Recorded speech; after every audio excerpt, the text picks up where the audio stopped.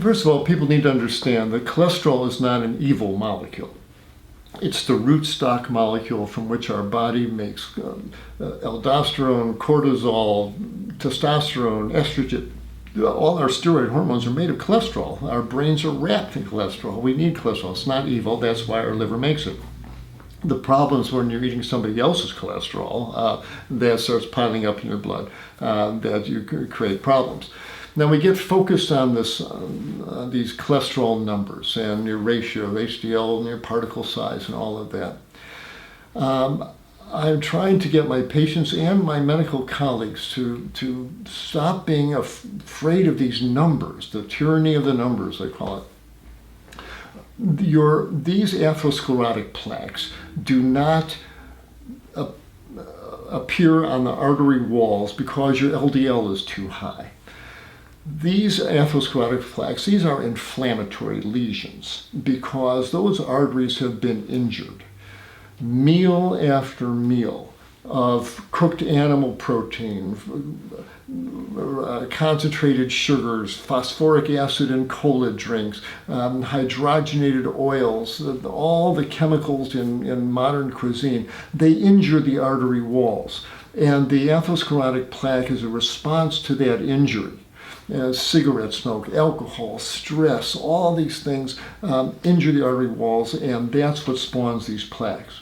Well, you take a happy, healthy vegan person who's not running cooked animal protein through their bloodstream, who's got a healthy diet, so they're not drinking soft drinks and snack foods and processed hydrogenated oils and all that stuff. If they're not injuring their artery walls, and they're not smoking, and they're not having increased stress levels excessively, everybody's stressed a bit today.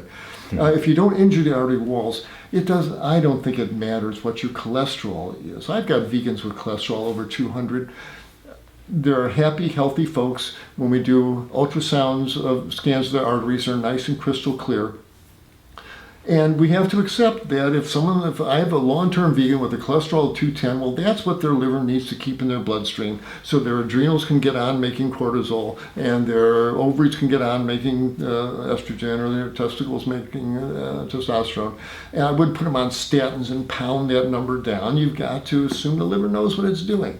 And so I'm not terribly afraid of these numbers, and I don't go pursuing that magic 150. That's for Joe six-pack Americans who are eating their burgers and all that stuff. They better get that cholesterol way down.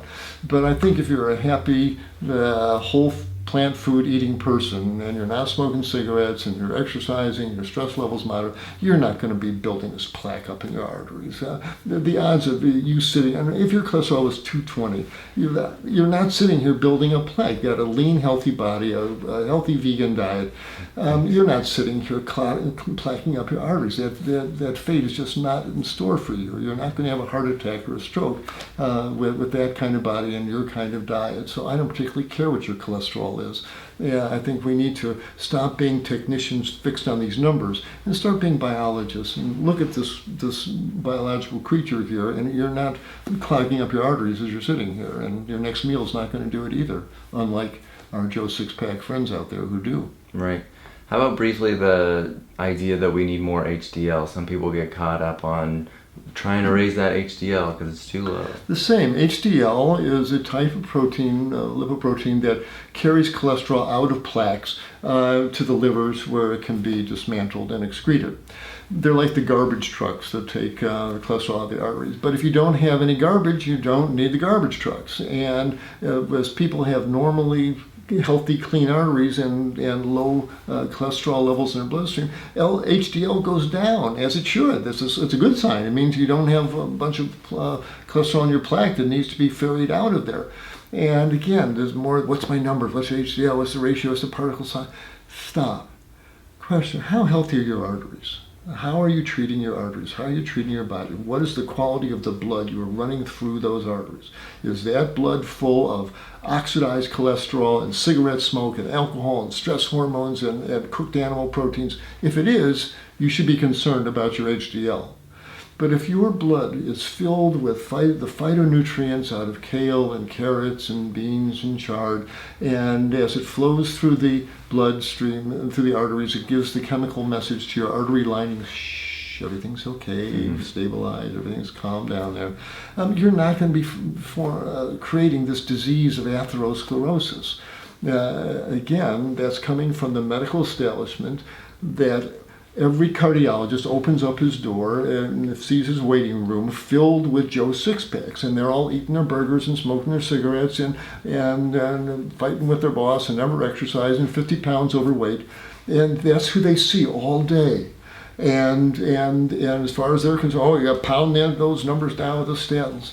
But that's not who you are. That's not who I am. You'll never sit in the office of a cardiologist with clogged arteries.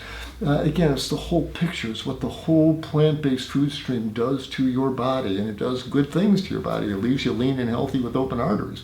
And so I don't care what your HDL is, and you shouldn't care either. It really, in you, doesn't really matter. You got a long, healthy life ahead of you, and heart attack or stroke is not in your future. Yes.